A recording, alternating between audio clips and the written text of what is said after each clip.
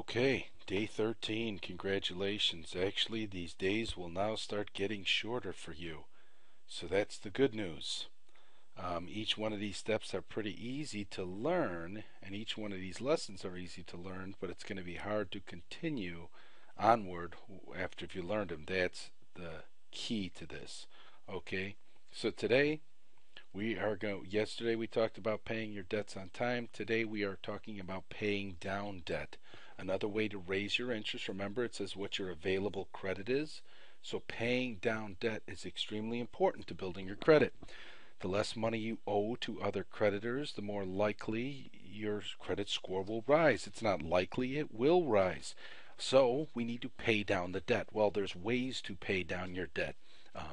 One, you probably should take the debt course. I've said this so many times, so I'm sure you probably already jumped back and taken a 2.5 hour course to understand that.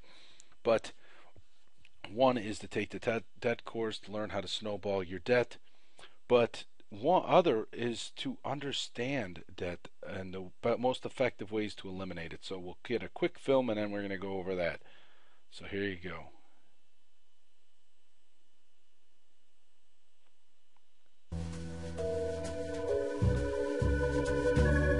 Debt is the amount of money owed to businesses or financial institutions through the use of credit or loans. Debt can be made up of many different types of borrowing, such as student loans, credit cards, auto loans, and mortgage debt. Even interest-free lines of credit, when they have a balance, are considered part of your overall debt. The two steps in eliminating debt are paying off your existing debt and avoiding the creation of new debt. To pay off debt, you must adjust your current spending so that you're putting more of your income towards paying down the balances of your various debts.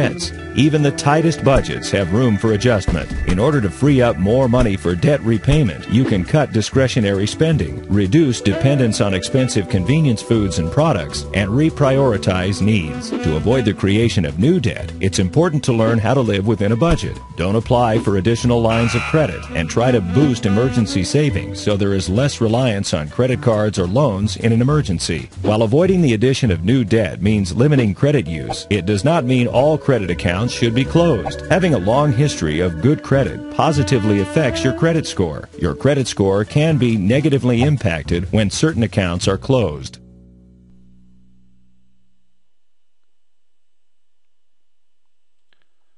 Well, you just gotta love Investopedia. I have so many films from there that I play in my classes, and I thought I'd share them with you. And it's a great site for you to get information if you're into investing or any type of things to help support what you're doing now. Okay, so let's go back. Paying down your debt. Well, you start from your highest interest rates to your lowest interest rates. Don't worry about the debt and how much you owe. Let's say you have a credit card bill that you have $5,000 on and one that you have $2,000 on. And the $5,000 limit on your credit card has a 15% interest and the 2,000 has a 10%. Well, I know your thoughts might be to pay down the smaller one first because it'd be easier. Absolutely not. Pay your highest interest rate first to your lowest interest rate. You're saving yourself money in the long run. The higher your interest rate, the more money you're paying to the credit card companies. Therefore, go from your highest to lowest. So inventory all of your interest rates and all of your debts and go from your highest to lowest when paying down debt. Okay? While you are doing that, you want to pay the minimum on all other debts until the highest one is paid off. This is called the snowball method, and I go over it in great detail in the debt class. So while you're paying off that 18% interest rate, you only pay the minimum payment on the rest of your bills, because any excess money that you have, which we showed on your budget, you put that towards your highest interest rate debt. And probably the most important thing, don't incur any new debt while you're paying off the old debt. So go from the highest to the lowest and put any extra money you can to pay off those high interest rates, and your credit score will thank you for it. Okay? Then once you've paid that off, you move to the next highest interest rate. So you're starting from the top and you're chopping off the top of the mountain and you're going further and further down. And you try paying off all of those. There's all kinds of little other secrets you can use. Sometimes you can transfer those funds to a 0% interest rate credit card. But most likely, if you have a bad credit score or a lower credit score, you won't be allowed all these extra benefits. That's the importance of having a good credit score. Um, you might be able to take a home equity line of credit and pay off your credit cards with that, which is another great thing. But once again, if you don't have good credit, you might not be able to do that either. So if you can do any of those things, do them. But if you can't, then start from the top and start chopping it down step by step. Okay? Keep loans out of deferment. For any of you who have student loans, do not put them into deferment or forbearance. If you put them into deferment or forbearance, and deferment means you're going to defer the payments to a later date, usually 6 months to a year. Forbearance, you have a 2-year protection, up to 2 years, to put it in hold. Remember, in student loans, the interest rate will accumulate during this time, and it will negatively affect your credit score. I discussed this before in an earlier lesson. I put one of my loans into deferment for 6 months because I thought I would be better off paying off a higher interest rate and putting that into deferment. Well, my credit score dropped 30 points by doing that. And the reason if I didn't have a credit monitoring system, I wouldn't even have known it. So I pulled it out immediately from deferment. Be careful. Putting loans into deferment will negatively affect your credit score. We don't want that. We're working on raising it. So therefore, even if you have to just pay interest only, then pay interest only. The good part about that is it is tax deductible at the end of the year. The loan that you pay on the interest that you pay on any type of loan, well, not any, mortgage and student loans, not car loans, not credit card loans, but mortgage and student loans. So this is one of the other benefits. Also, if you are in school and you have a high interest and you're able to borrow extra money, living expenses on student loans, a quick tip for you: it won't affect your credit score.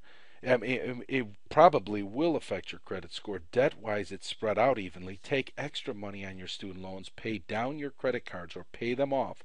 Don't charge them again, because you're then swapping a high interest rate for a low interest rate. I know it's paid off over a larger period of time in the long run with your student loans, but it is clearing up a high interest rate. And while you're in school, if you're in school, it's harder enough to pay off the credit cards. If you do the snowball method and pay it down, you're actually paying it down quicker, even though it is paid off over a longer period of time. So that's one other suggestion that you can do, as long as you become disciplined. And really, raising your credit score takes discipline. You're going to have to continue to be disciplined here and work at it, but I have the utmost faith that each one of these steps will work to improve your credit score. Okay, so these are some of the tips. This is the second tip, and like I said, these lessons are a lot shorter, but go through it. Organize your debts right now. Find out what's your highest interest rate, what's your lowest interest rate. Use the spreadsheet that's on there to organize your debts from the highest to the lowest, and begin paying down the highest credit card or the highest interest rates, most likely a credit card, paying it down and paying the minimum on everything else until you've paid that off. Then you move on to the next one. All right, thank you for day 13. I will see you tomorrow, or maybe, because these are short, right to day 14. But remember, organize your bills before you move to the next day. It's important that you complete each step and write all of this stuff out. Write out your goals, write out each one, organize yourself, and move forward. And I guarantee your credit score will begin to rise, and within a year, you will be in a great position. All right, I know it seems like forever for the year, but it's all relative. If you're working on this, life seems to go by in a flash, so a year won't be as far as you think, and actually you'll start seeing results in 3 to 6 months, hopefully in 45 days, once all those letters that you wrote and negotiations and inquiries and disputes go through. All right, I will see you tomorrow. Thank you.